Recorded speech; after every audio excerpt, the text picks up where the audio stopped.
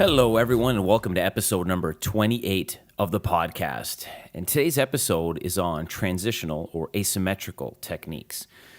When I first began training calisthenics, I had a very narrow view of progression and what was available. Accomplishing some of the advanced variations that I knew about seemed almost unreachable because I didn't know how to break down my progression. And the idea of progressive calisthenics was a foreign one, so I didn't really know where to start. And when it came to weight training, all it really was about for me was adding more weight. And once you can lift that, then you just add more weight and away you go. For calisthenics, it was a bit tougher because I wasn't looking to add weight with things like weighted vests or foreign objects. So I would think, how do I progress? Is it just about being able to do more and more reps of the limited amount of exercises that I knew about? As an example, when it came to push-ups, the only variations that I knew about were the standard push-up, close push-up, and one-arm tripod.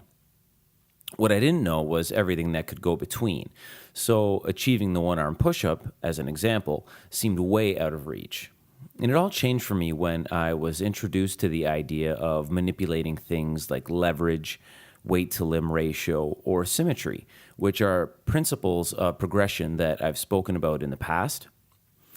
It was a way to break down my training and progress at a pace that was not only manageable, but predictable in the sense that I knew if I applied the principles of progression to whatever I wanted to achieve, there was no doubt in my mind I could do it. In my previous episode on hanging leg raise progressions, I touched on the idea of using asymmetry in your routine in order to progress. And I want to use this episode to talk about it in more detail so it can be applied to a broader range of techniques.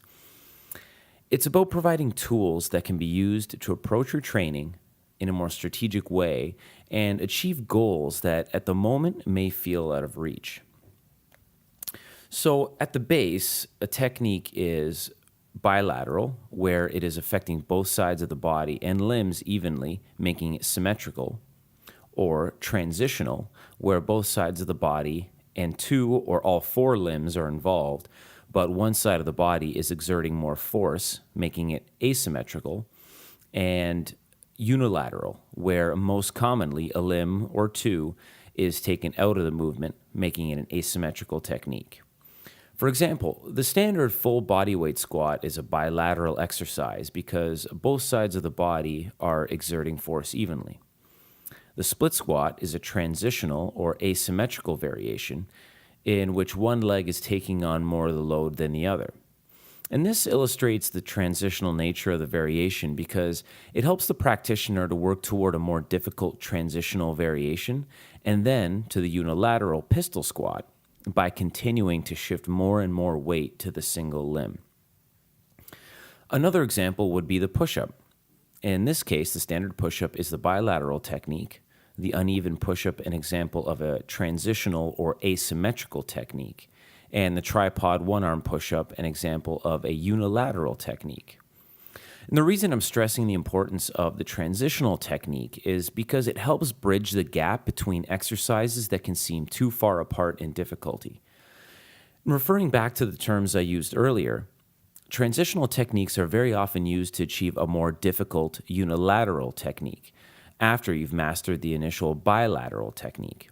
And they do this by breaking progression down into smaller stages that allow for more control and customization to one's own capabilities.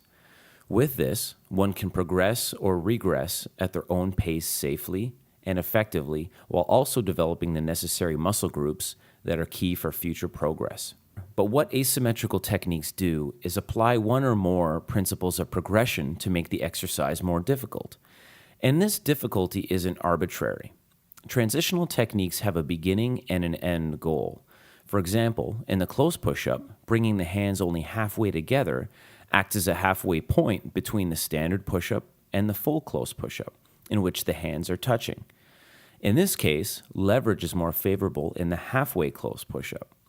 Another example is the assisted pistol squat, which involves using a non-working limb, like the arm, to hold onto a fixed object, helping with the necessary strength and stability to perform the movement. Over time, less and less assistance can be used, eventually transitioning to the full pistol squat. And these are examples of two principles of progression: leverage and assistance. My goal is not to go into all of them in detail, but a couple other principles could include weight to limb ratio, which I've discussed in episode number 13 of the podcast, and technique, which I'll discuss in a future podcast. The main goal here is to understand the concept of transitional techniques and get an idea of how they can be used.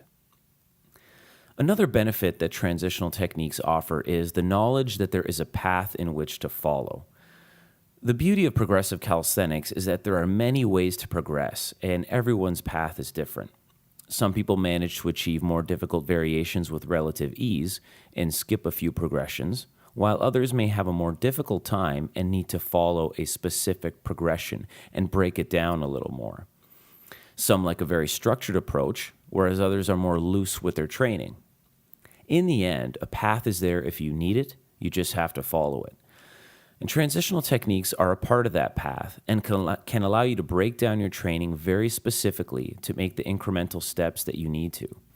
I can't understate the benefits that transitional techniques have had on my training and the whole world that they've opened up. A movement that I've always wanted to do is the tiger bend push-up. And when I first encountered it, I had absolutely no idea how one would even work up to it. But with the knowledge I've accumulated over the years, I have a clear path that I'm taking. Really, the way I think of it, all of my push-up and handstand work is a transitional technique to the tiger bend push-up. It'll take years, but knowing that as long as I stay the course, I will achieve it. And that offers a huge benefit and keeps me motivated. The final area that I want to touch on is targeted training. Our bodies aren't perfect and sometimes can grow asymmetrically, or sometimes a muscle group on one side of the body can feel weaker than the other. And this is where transitional techniques can come into play because they allow for greater isolation of a muscle group. Knowing this, one can more effectively tackle strength discrepancies. I've done this extensively in pull-ups because I found that early on in my training, my right side was pulling to a greater degree than my left. Over time, I developed a strength imbalance and had to make use of transitional techniques like the mixed grip pull-up, uneven pull-up, and archer pull-up to bring it back in line. Another example would be the split squat. If a muscle imbalance exists in the legs, one can use the split squat in order to target the weaker leg to a greater degree. There are many possibilities, but the main point to take from this is that the transitional technique can be used to target areas that may need a little more love. Now, one final note on isolation. In bodybuilding terms, an isolation exercise generally refers to targeting one muscle group, very often using only one joint. In calisthenics, the idea of allowing fewer muscle groups to aid in the movement still exists. However, the use of only one joint is rare. The only scenario I can think of where this may be an issue is the aesthetic side of bodybuilding, where a specific muscle may need to be worked in order to achieve a symmetrical look for competitive purposes. If that's the case, isolation weight training may be the best solution for you. So to sum it up, it's important to understand the transitional technique forms a bridge between bilateral exercises and more difficult unilateral, or in some cases, bilateral variations. They offer the ability to break down your training in very specific ways with an end goal in mind.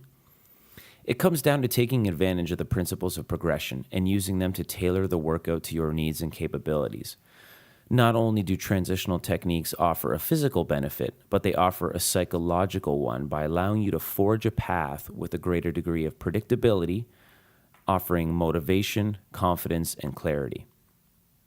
Transitional techniques can also be used for targeted training, allowing you to fine-tune your workouts based on your results. Some more examples of asymmetrical techniques include self-assisted pistol squats, Australian pull-ups in which one leg is lifted off of the ground, archer push-up, one-leg pike lift, and so many more. Take advantage of them. They are really amazing. And keep in mind, you can learn more about weight to limb ratio and leverage in episode number 13 of the podcast. And be sure to subscribe to learn a lot more about the wonderful world of calisthenics. Check out the Facebook page and YouTube for any videos. I often demonstrate a lot of different asymmetrical techniques. The push-up feature, the squat feature, the midsection hold feature all have asymmetrical techniques in them, so you can get a look at them if you so desire. You can follow me on Twitter at EYCKAS, Facebook, Elevate Your Craft, all one word. The YouTube channel is Elevate Your Craft, all one word, and the iTunes handle is Elevate Your Craft, all one word. The website is www.elevateyourcraft.net. Thanks, and that's it for me for today.